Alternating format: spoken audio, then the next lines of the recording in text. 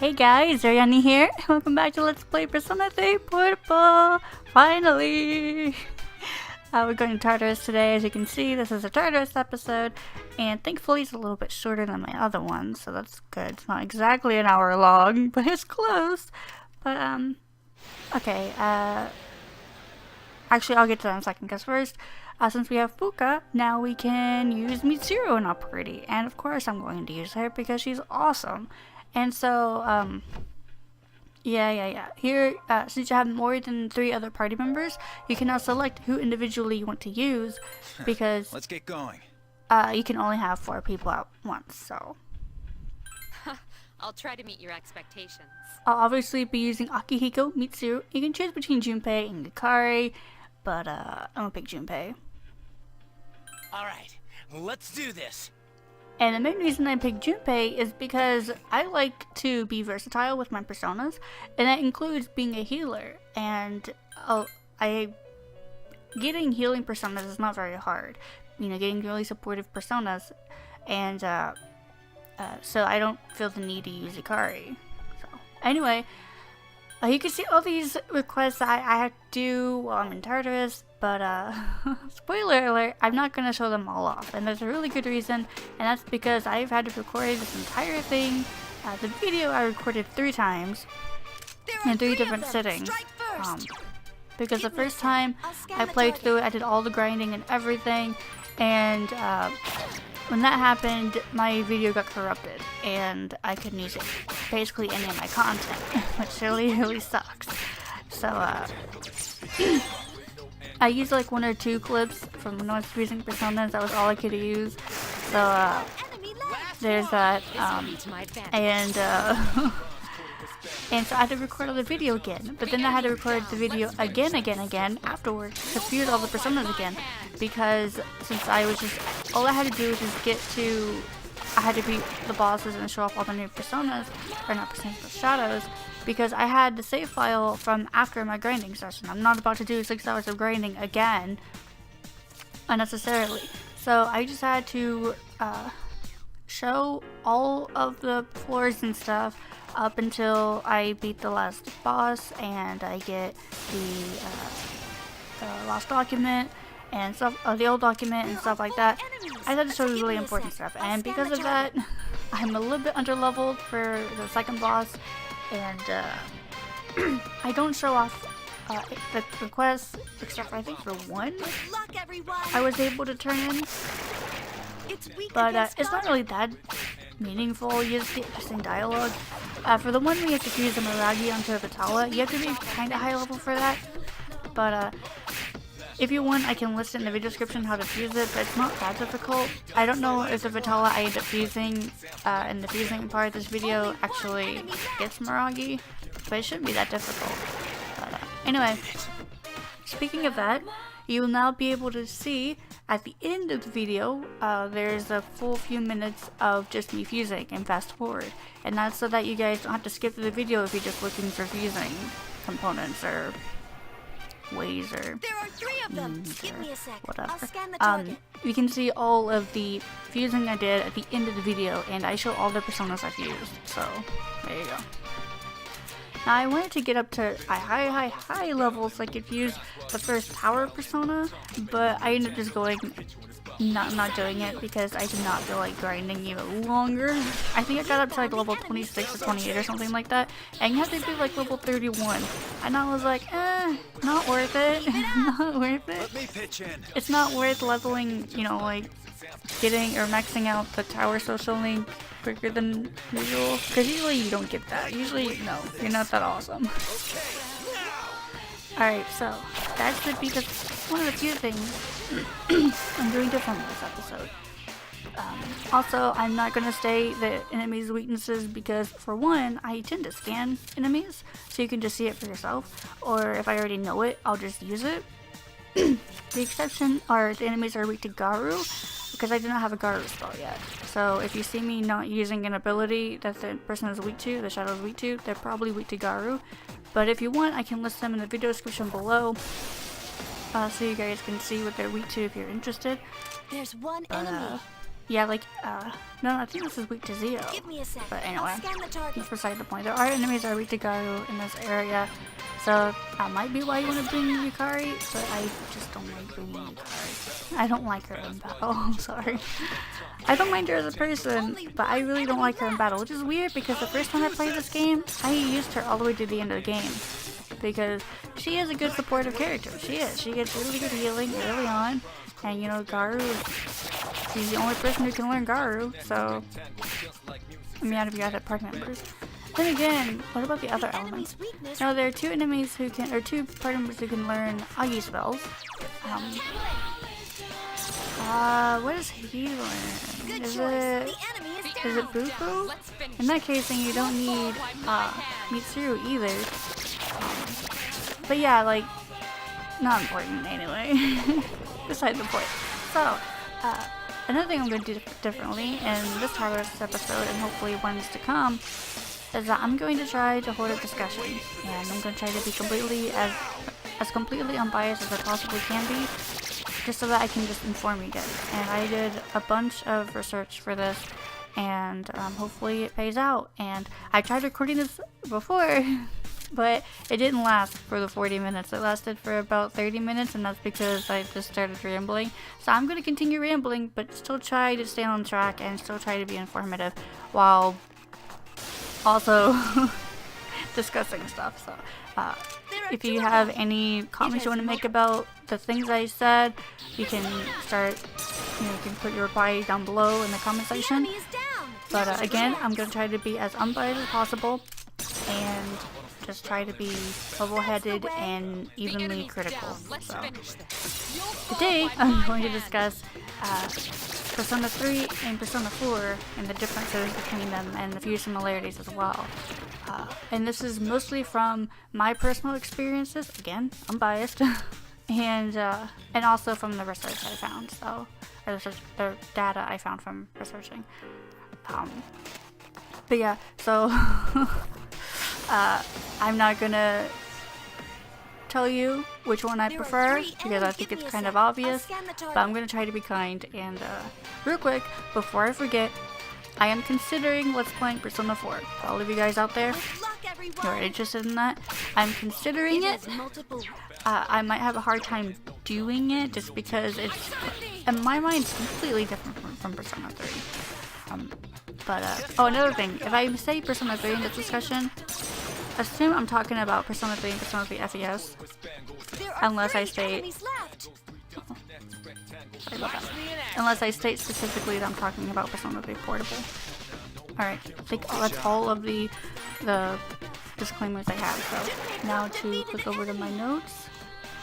Alright, so I've set this all up into different categories, and I had a script and everything. Not really a script, but a lot of notes, so I'm gonna be scrolling a lot and glitching a lot probably, so I hope you guys don't mind. Alright, so let's start off with just like the general plot of the game, alright? So in Persona 3, you immediately get thrust into danger because you arrive and then you experience a dark hour without knowing it's a dark hour, and you're just kind of like, okay, whatever. And you walk in, and you know, you have people who are like, oh, you're here, blah, blah, blah. And then a few days later, the shadows attack, and you have to basically save not only your life, but Yukari's life as well. And thankfully, this only takes like half an hour to an hour, which is really, really good. I'll get to that later. But, yeah, you immediately get thrust into danger, and you're immediately introduced to what this game really entails, or at least for the most part. And, you know, then after that, after a few days after you recover, then you're brought in by the people of Cease, and they discuss things with you to explain Dark Hour to you, and, you know, not really explain shadows, but they explain that shadows are the bad guy, and they need to be exterminated, because if you don't, then the Appalachian Hope will never end, and therefore humanity as we know it could possibly end. There's someone on this floor. Find them, please. Now, Persona 4 is a little bit different, just a little bit actually. I was really surprised by how much it wasn't that different, but it's one thing I really don't like about Persona 4. Again, try to be really unbiased. is that it's a really slow start. And from what what I've seen when I was doing my research on the internet, was that a lot of people don't like how slow it starts, because you have a lot of cutscenes. And remember how I said that Persona 3 only took you about half an hour to an hour to get into the action and get to, you know, actually having free will of the character and moving around doing things as you want? Persona 4, it takes several hours to do this. And yes, you have interesting dialogue, and yes, you can, you know, do some things. You have boss fights, you have normal fights, you can even explore the first dungeon. But you don't have complete control over your character until several hours into the game. And I find this personally very slow and very tedious, which is, I don't know, maybe one of the things I don't like about it. But again, trying to be unbiased, so just making sure you know it does have a slower start than Persona 3. Now, Persona 4's story, I actually kind of like the story, kind of. It's a really interesting way of doing it. But basically, you transfer into this high school as the main character, and shortly after you arrive, a murder takes place, and everyone's like, oh my god, and they get thrown into a ruckus, and they're like, you know, not really causing havoc, but being really distressed. And it just keeps happening. People keep getting murdered, and so then somehow you are able to enter the TV, and inside of the TV is a completely new world, essentially. And in that world, you find out that these people are dying inside of this world, and it's because someone is intentionally putting them into this world so that they die. And this is another big difference between Persona 3 and Persona 4. In Persona 3, the shadows are the big bad guys, so it makes sense why we're fighting them. Whereas in Persona 4, it seems like, obviously our bad guy, our culprit, is someone who is human, someone who is putting the people from our world into the TV world so they can die. I mean, obviously they die from something that's inside the TV world, and not what's the word I'm thinking of? Not exactly just because of the human going into the TV world as well, or the culprit going into the TV as well. But it is basically the same exact thing. The shadows aren't exactly the big bad guy, they're just kind of there. So it's kind of odd that we have to go into these dungeons and fight these shadows, including the shadow bosses, when they're not really the big bad guy. I mean, it makes sense knowing the story, but it's just kind of, it's different. It's different because, again, in Persona 3, the shadows are the big bad guy. In Persona 4, the bad guy is actually just a human who's just going around killing people, and you just so happen to have to fight shadows because they're in the way. I'm not saying it's a bad choice, I'm just saying it's different. So. But anyway, so Persona 4 is just a murder mystery game. And that's it. That's it, just a murder mystery. Let's see. Persona 3, one thing I really commend Persona 3 for, is that they have the guts to kill off major characters and keep them dead.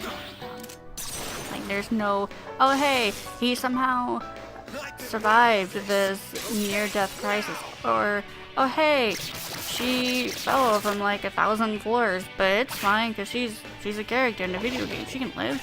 No, these people die. They die and they stay dead. Obviously Persona 4 has this because murder mystery, but they're all mostly side characters that you meet once or you just hear of, but it's not someone you got really attached to and they just died, which is different from Persona 3. Also, speaking of this, a little sidetrack, because I'm sure that a lot of you are going to be asking, but Airyanya, what about so-and-so? I'm going to handle this a little bit differently in this Let's Play. As a girl, which is one of the reasons why I don't like playing a girl, you can save someone from dying and, and keep them alive. But it does not change anything whatsoever. Anything. And it's really, really frustrating because you save their lives, but they stay in the hospital for the rest of the game. You never get them back, period. So how I'm going to do it is I'm going to avoid saving their life.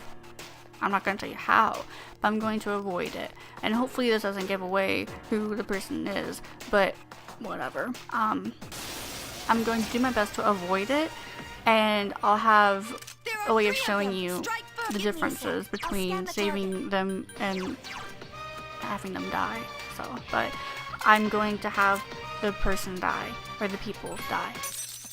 Are there multiple people? I think so. Yeah, there are multiple people, but you can only save one person. But I'm going to have them die. So there, ending that conversation. Now, my last thing about the plot, and this only gets to me just a little bit, but it's fine because I understand why, because I want it to be its own game. But Persona 4, according to canon and stuff like that, it happens sometime after the events of Persona 3. However, there aren't that many callbacks or references to the previous game. You have the school trip that they take you to, where you can go to Tatsumi Port Island, which is the place where Persona 3 takes place. You can visit Gekkoukan High, you can go to the club, you can go to Paulownia Mall as a whole, but you don't get to explore. You don't get to explore any of the places. It's just a huge giant cutscene. And you get a few mentions, and you get to see one character from this game that you actually wouldn't see as a girl. You have to play as a guy to see this character. I mean, you can see her, but she's not a big part. And Persona 3, she's actually a social link. But and then when you go to the club, you can hear a remix of like a few different Persona 3 songs. But that's basically it. Are there any other references? Oh, in the Velvet Room, you don't have Elizabeth, you have Margaret. And that's because Elizabeth left. She just left. And there's a reason behind that. And it's only there because of the events that happened in Persona 3. Those are the only callbacks that I've been able to see. There are none other. It doesn't even take place in the same area. Which I guess leads me into the next category, which is going to be mostly about the gameplay and stuff. In Persona 3, the game takes place, I guess this sort of also goes with the plot, but it's under gameplay for some reason. Anyway, Persona 3 takes place in this bustling city of Tatsumi Port Island, right? Now, Persona 4 takes place in this nowhere countryside, a really small town. I think it's called Yasu Inaba, or just Inaba, I don't remember. I haven't played Persona 4 in a while. I'm actually thinking of playing it again, but or soon. But anyway, but basically you have this big city and then a small country town. And I actually really like Persona 4's setting. I really enjoy it, especially when you're walking around the school. You really have that feeling of this is a small town with these people who are just everyday people. I guess it's because where I grew up, it's really similar to that, but it's really endearing to me, and I really enjoyed it. Maybe it's just the colors as well. The colors are they're not nearly as vibrant as they were in Persona 3. They're more dulled down to make you really feel like you're in the country. Really good touch. Alright. Here's something that I found I thought was really interesting, because I was convinced that Persona 4 wasn't nearly as long of a game as Persona 3 was.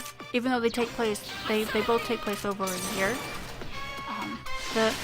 The game just didn't feel nearly as long. And so I looked it up, and apparently according to GameLinks.com, the average playtime for Persona 3 is roughly 87 hours, whereas the average playtime for Persona 4 is 74 hours. So it's over an hour longer. Or is that over an hour? No, over 10 hours longer. Yeah, I can do math. Woo.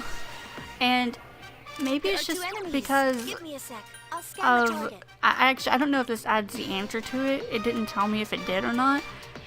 But I can definitely feel like it's significantly longer than Persona 4. Then again, I would get my own personal playthrough times, but I like to dig around. I like to just sit there, and there were plenty of times when I played and I just sat in Paulownia Mall and had that music playing and I just put the PSP down. I do that. So I don't know the actual time I take beating the game, but I looked, and apparently some people allegedly spend over 100 hours, 110 hours even, playing Persona 3. This game is long. It's long. But, okay.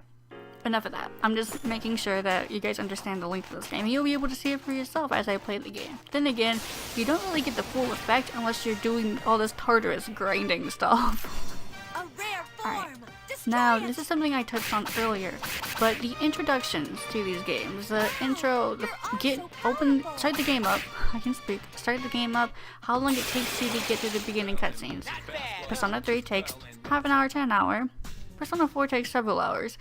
I've already touched on this, I'm just making sure I touch on it again, but it is a big difference.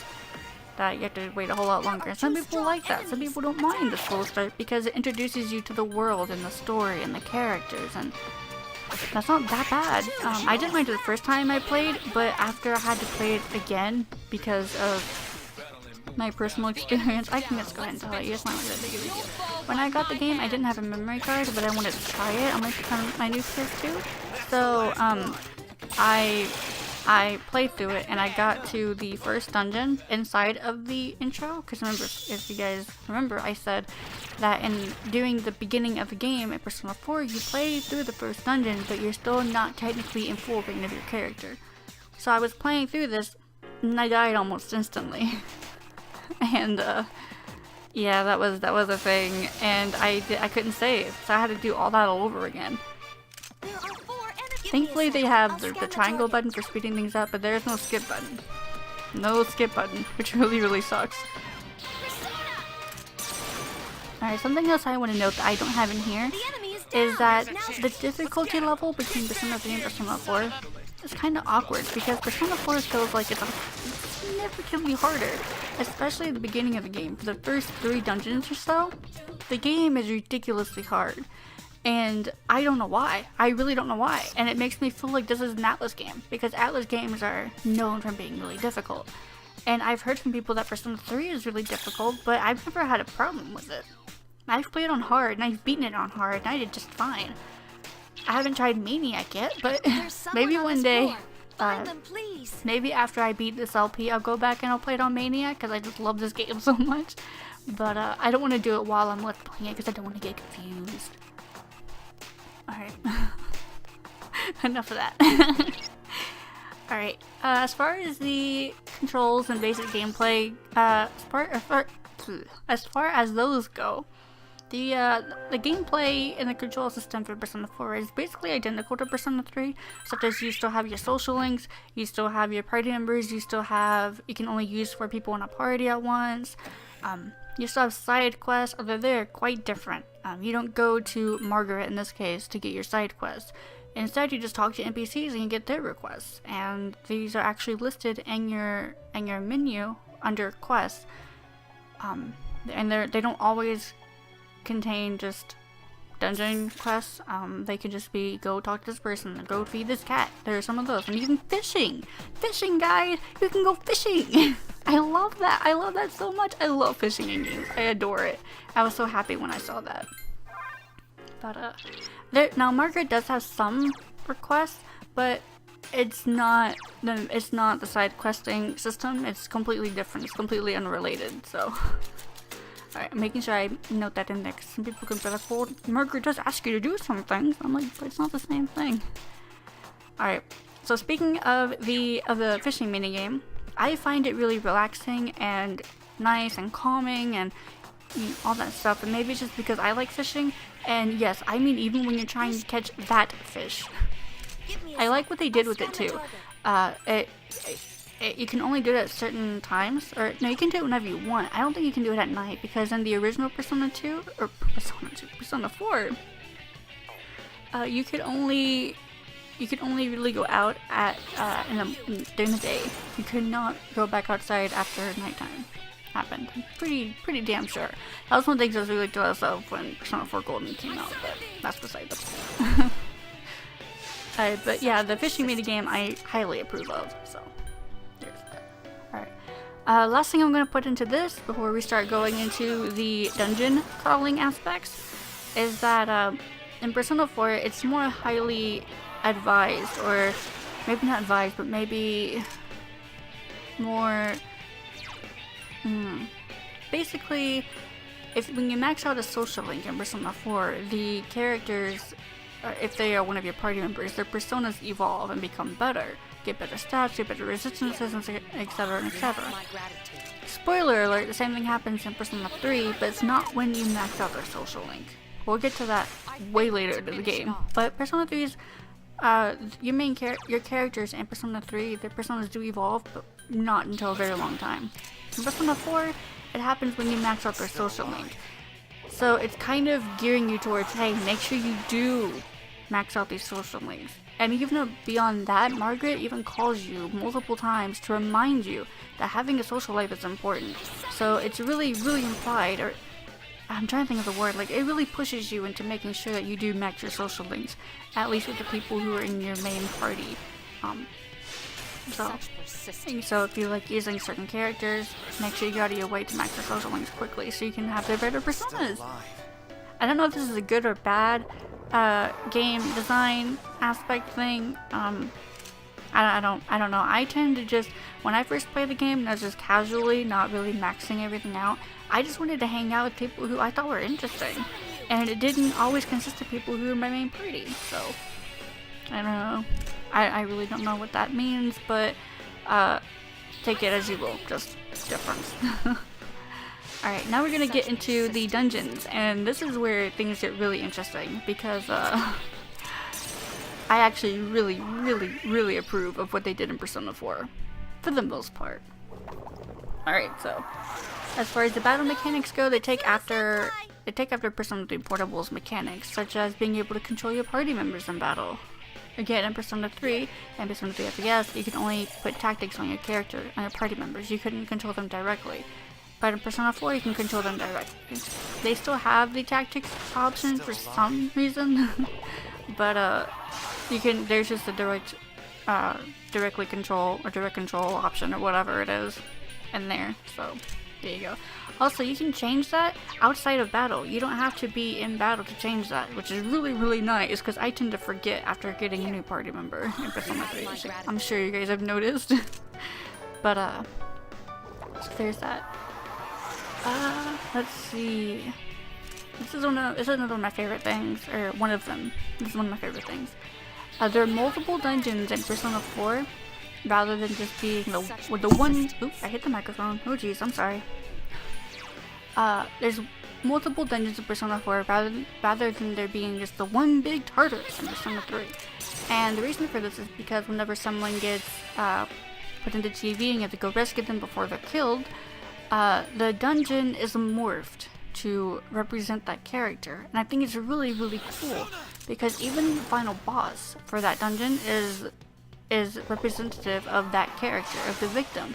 It's a really cool thing, because it's kind of like you get to explore this person and their personality while just going through the dungeon. I think it was really well done. Another thing that I love about Persona 4 dungeons are that you can go downstairs. You can go back down the stairs. It's amazing. Why can't you do that in Tartarus? I don't like it. I don't like it at all. I really don't, because when you're trying to get a fucking Juzumaru, you're not as lucky as I was. And you have to go on floor 7 and 11, but the only warp point between those is level 9, or closest to those is floor 9. So you just completely forget about floor 7, which means that you just cut off half of your chances of getting a Juzumaru early on. It's annoying. It's annoying. Why can't I just go back downstairs? Whatever. It would have been fine even if they made it so that it wouldn't update the treasure unless you left and went back into the lobby and then re-entered. That would have been fine. But whatever. I can't complain about it too much. But yeah, in Persona 4 you can go down floors instead of just going up. You can also go back down, which is really cool. Let's see. Speaking of Persona 4's dungeons and the floors and stuff, they are still random, just like in Persona 3, besides the set floors, which in Persona 4 are just the main, like the first floor, like the lobby, and the final floor where the boss is. The reason for this, I think, is because the floors are really small in Persona 4. The dungeons, I mean, are really, really small. They're only, I think at most 11 floors, I think? 11, 12 floors, maybe at most going up to 15. And it's really short compared to the 30-ish floors we have to climb in each chunk of Tartarus. And not just a chunk of Tartarus. That could be half of a section of Tartarus, like the Arqa block. That is like 70 or something stupid floors, 80 floors maybe even. I mean, it's probably way too much. But it's still a lot of floors. They think the entirety of Tartarus is roughly 200 floors, maybe, at around there somewhere. It's ridiculous. And so the TLDR, the dungeons in Persona 4 are so much shorter. And maybe that's another reason why they implemented the going back down. Because if you're grinding, you might just want to go up and down, up and down, up and down. So, there you go. Alright, let's see. Here are some small details, but they mean a lot to me, at least. And in Persona 3, as I'm sure you guys, I've pointed out, and I'm sure you guys have noticed, I've been doing throughout these Tartarus episodes, is that you can change your character's outfit depending on certain equipment you put on them. You cannot do this in Persona 4. No matter what you put on them, you cannot change their outfit. And that's actually really, really disheartening for me, because I love that in Persona 3. I love that in any game, being able to change your character's appearance based on what they're wearing. They retconned this in Persona 4 Golden, where you can have outfits or whatever they're called, and you can put those on instead. But they don't act as armor. It's a completely new slot, if I remember correctly. And, I don't know. There is an interesting outfit set that I would love to try if I ever got my hands on a Vita and the game itself. But sadly I do not, so there we go. Alright, another thing is that healing inside the TV, which again is where Persona 4's dungeons are, that's like the hub for the dungeons.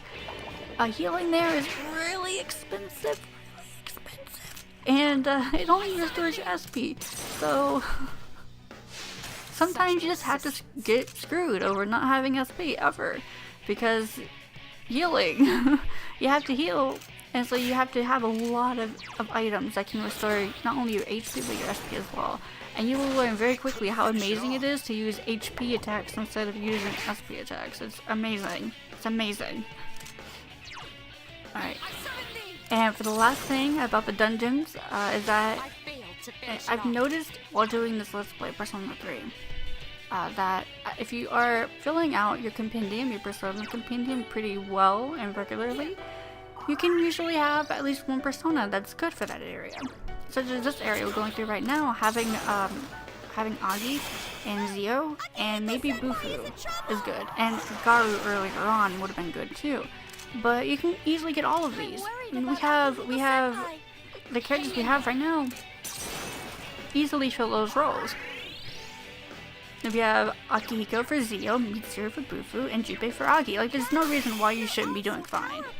And I don't know if it's hand-holding or if it's just good game design, good dungeon design, but in Persona 4 I felt like I just didn't have the right personas, especially for boss fights. But there's a dungeon you go through which is really sticks out in my head, where it's like you really want Zio, you really need Zio, but as far as I remember I couldn't get a Zio persona. And maybe I'm just being stupid, and you probably could, because Zio isn't that hard of a spell to get. But the person who learns Zio in your party, you don't get that person until after that dungeon. And it's just really bizarre to me. Like, you give your dungeon full of people, full of shadows that are weak to Zio, and yet you don't even get the party member until after the dungeon is complete. Completely bizarre in my opinion, but whatever. I mean, I guess it kind of makes sense, because it's like, you're getting the Zio party member, better have enemies in here that are weak to Zio to, you know, replicate that. But, whatever. Alright, so we're getting closer to the end, but hopefully I can fit all this in, because there's one more category I want to go into, which are the characters, and this shouldn't take too much longer. But oddly enough, I don't have that much in here about the characters, but it's mostly because I'm really biased about the characters and the differences between the characters and the character stereotypes and all that stuff.